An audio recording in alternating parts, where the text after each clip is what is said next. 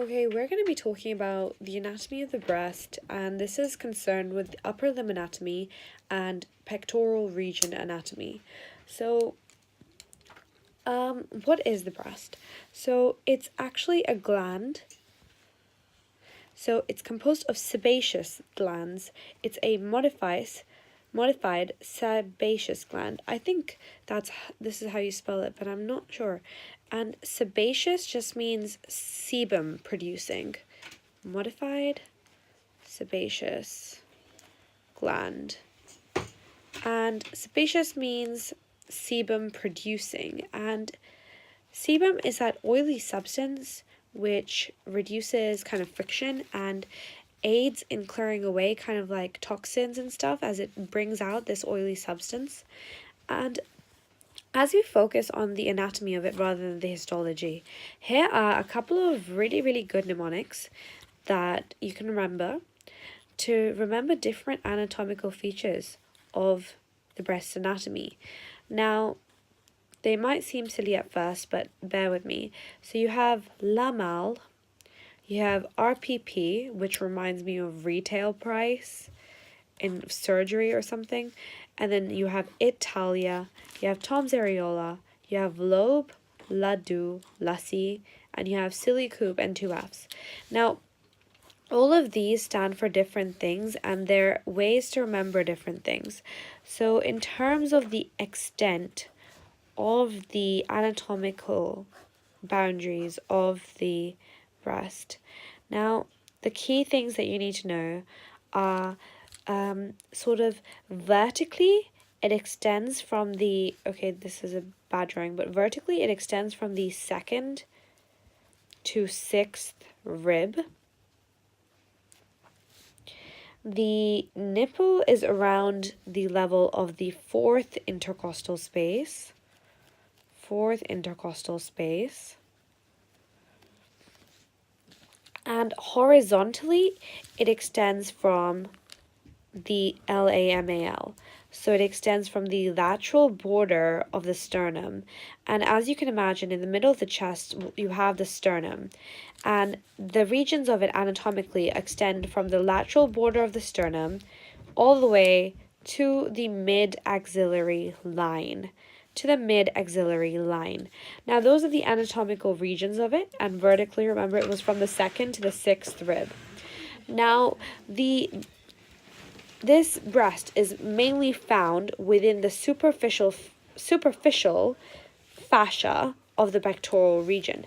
Now, the pectoral region has 2 fascias, one superficial and one deep. So the pectoral fascia has one superficial and one deep fascia, and the breast is found within the superficial fascia. Now, most of it is found within the superficial fascia. However, there's something called the axillary tail of Spence, I believe. The axillary tail of Spence. Yeah. ATOS. The axillary tail of Spence, which is kind of like a projection that comes off from the gland itself, from the breast itself. And this goes kind of towards the axilla, and it can also go into the deep fascia. So that's the exception with regards to the breast being found in the superficial fascia of the pectoral region. Now that's the exception. Now, if we look at the deeper relations, what's this? The deeper relations of the breast. So in terms of, if we go from superficial to deep, as the breast is found within the superficial fascia of the pectoral region, after that, so just under it, you will find your retromammary space. And that's just full of loose connective tissue and all of the stuff that you expect to find there. And the stuff that you find there is, like adipose tissue and loose connective tissue. And retromammary space is the, it's the loose areolar tissue, as I mentioned. Okay, now here it's defined as retromammary space so the breast is separated from the pectoral fascia by the loose areolar tissue known as the retromammary space. Okay? Now, let's talk about the structure. The structure of basically the key components of the breast. And in this, you can find your skin, you can find your parenchyma, and parenchyma is a fancy word for where all the glands and stuff is, the glandular tissue. Well, where the glandular tissue is. Here's where you're going to find your lobe, ladu, and then lassi, which is going to go into your nipple, by the way. And then here you have your stroma. So you have three key components of it, and it's the skin, the parenchyma, and the stroma. Now the skin part is really simple. It's the visible part, and this includes the nipple and the areola. And this is found in the fourth intercostal space, as I mentioned before, and contains 15 to 20 lactiferous ducts. Now, 15 to 20 is the key magic number. 15 to 20 lactiferous ducts. And the parenchyma is where you can find all of our glandular tissue. But here is where you'd find those key lactating structures. So you'd find deepest, you'd find your lobes. Then the tubes that extend from your lobe, then the tubes that extend from your lobe are your lactiferous ducts.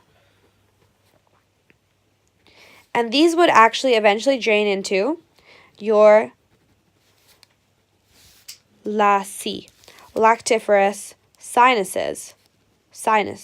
And that would then go into the nipple. Okay, good. And then for areola, one of the key mnemonics was Tom's areola. And TOM stands for, I think, tubercle of Montgomery. Yeah, so that stands for tubercle of Montgomery. Tubercle of Montgomery, which is a fancy name for those lactiferous ducts, I think. Now, if you have 15 to 20 lobes, you're going to have 15 to 20 lactiferous ducts. They correspond, okay? Each lobe consists of a cluster of alveoli where the milk is secreted. That's where it's produced. And finally, let's go on to the stroma. The stroma, S for supporting framework. Supporting framework. And here you're going to have your two Fs. So you have fatty stroma and you have fibrous stroma. Fatty is simple, it has adipose, fatty stroma, and that makes up most of this structure. And then you have fibrous stroma. Sorry for the messy handwriting. Fibrous stroma is where you're going to get cili coupe, your suspensory ligament of Cooper. Your suspensory ligament of Cooper. Your fibrous stroma is where you're going to find your suspensory ligaments. Your suspensory ligaments are what anchor it in place, essentially. Okay, look at a diagram of it for clarification. Finally, this Italia was for the arterial supply to the breast. So IT is for internal thoracic artery, TAL is for lateral thoracic artery, and IA is for intercostal arteries. Have a look at this for venous supply.